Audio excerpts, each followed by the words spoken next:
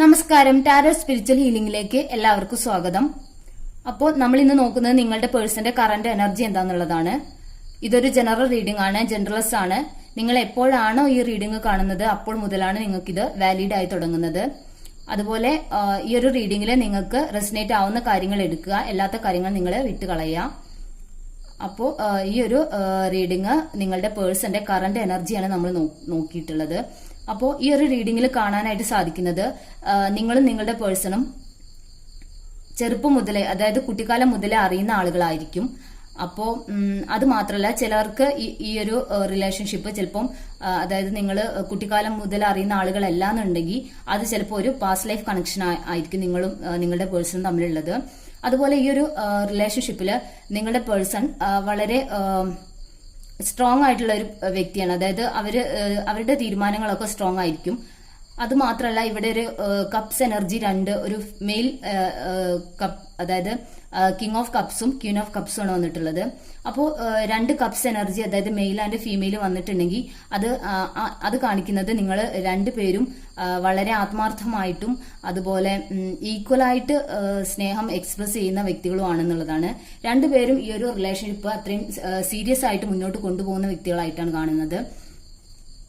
അപ്പോൾ ഈക്വലി രണ്ടുപേരും ഈ ഒരു റിലേഷൻഷിപ്പിൽ എഫേർട്ട് ഇടുന്നുണ്ട് എന്നുള്ളതാണ് കാണിക്കുന്നത്. അതുപോലെ നിങ്ങളുടെ പേഴ്സൺ നിങ്ങളെ വളരെ കെയർ ചെയ്യുന്ന ഒരു വ്യക്തിയാണ്. നിങ്ങൾക്ക് എന്തെങ്കിലും മാനസികമായിട്ട് വിഷമങ്ങളോ ബുദ്ധിമുട്ടുകളോ ഒക്കെ ഉണ്ടെങ്കിൽ അവർ നിങ്ങളെ പാമ്പർ ചെയ്ത് നിങ്ങളെ സമാധാനിപ്പിക്കും. നിങ്ങളുടെ വിഷമങ്ങളിൽ നിങ്ങളുടെ കൂടെ നിൽക്കുന്ന ഒരു വ്യക്തിയാണ്. അതുപോലെ അവർ ഈ ഒരു റിലേഷൻഷിപ്പ് മുന്നോട്ട് പോകാൻ വളരെ ഉത്സാഹം കാണിക്കുന്ന ഒരു വ്യക്തിയാണ്. അതായത് അവർ എന്ത് പ്രതിസന്ധി ഉണ്ടെങ്കിലും ഈ ഒരു റിലേഷൻഷിപ്പ് മുൻപോട്ട് കൊണ്ടുപോകുന്ന അങ്ങനെയുള്ള ഒരു വ്യക്തിയാണ്. അത് മാത്രമല്ല, അവര് എന്ത് കാര്യത്തിലൊരു തീരുമാനം എടുത്തിട്ടുണ്ടെങ്കിൽ അത് സ്ട്രോങ് ആയിട്ട് നടപ്പിലാക്കണം എന്ന് ആഗ്രഹിക്കുന്ന ഒരു വ്യക്തിയാണ്.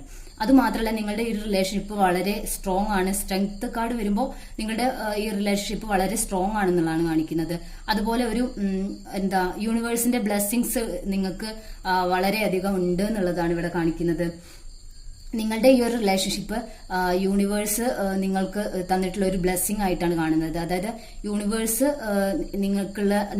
നിങ്ങളെ അനുഗ്രഹിക്കുന്നുണ്ട് ഈ ഒരു റിലേഷൻഷിപ്പ്.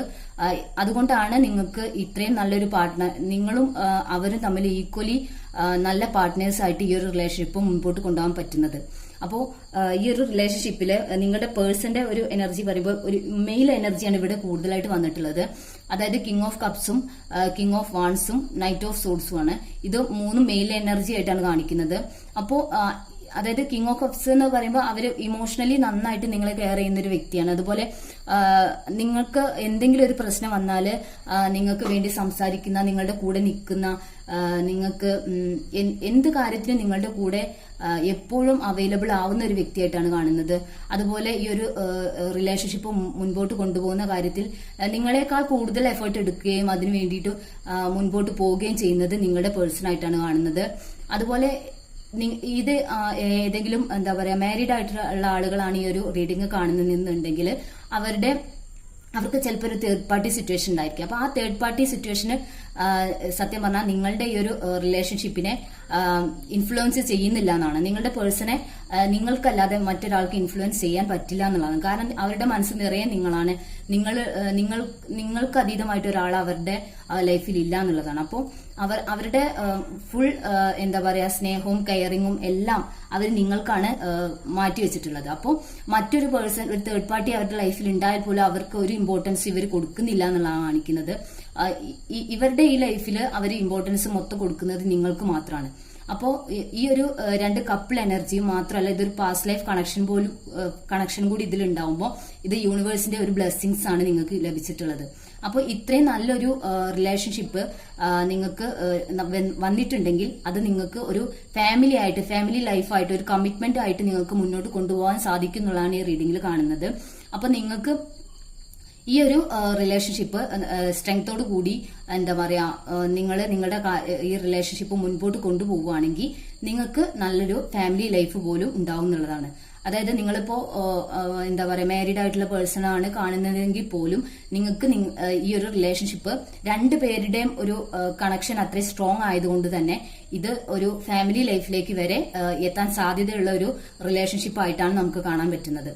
അത് മാത്രമല്ല നിങ്ങളുടെ പേഴ്സൺ അത്രയും സ്ട്രോങ് ആയിട്ടും ഇമോഷണലും ആയിട്ടും എല്ലാം നിങ്ങളുമായിട്ട് അത്രയും കണക്റ്റഡ് ആയിട്ടുള്ള പേഴ്സൺ ആണ്. അപ്പോൾ നിങ്ങൾക്ക് ഈ ഒരു റിലേഷൻഷിപ്പ് മുൻപോട്ട് കൊണ്ടുപോകാൻ യാതൊരു തടസ്സങ്ങളും ഇല്ല എന്നുള്ളതാണ് കാണുന്നത്. ഒരു തേർഡ് പാർട്ടി സിറ്റുവേഷൻ ഉണ്ടായാൽ പോലും അത് നിങ്ങളുടെ പേഴ്സണെ ഒരിക്കലും എഫക്ട് ചെയ്യില്ല, ഇൻഫ്ലുവൻസ് ചെയ്യാൻ പറ്റില്ല. ആർക്കും നിങ്ങളുടെ പേഴ്സണെ ഇൻഫ്ലുവൻസ് ചെയ്യാനോ അവരുടെ മനസ്സ് മാറ്റാനോ സാധിക്കില്ല നിങ്ങൾക്കല്ലാതെ എന്നുള്ളതാണ് ഇവിടെ കാണുന്നത്. അപ്പോൾ നിങ്ങൾക്ക് ഈ ഒരു റീഡിംഗ് ഇഷ്ടമായെന്ന് വിചാരിക്കുന്നു. ഇഷ്ടമായിട്ടുണ്ടെങ്കിൽ ഇതിലെ നല്ല കാര്യങ്ങൾ നിങ്ങൾ ലൈഫിലേക്ക് മാനിഫെസ്റ്റ് ചെയ്യാം. Thank you.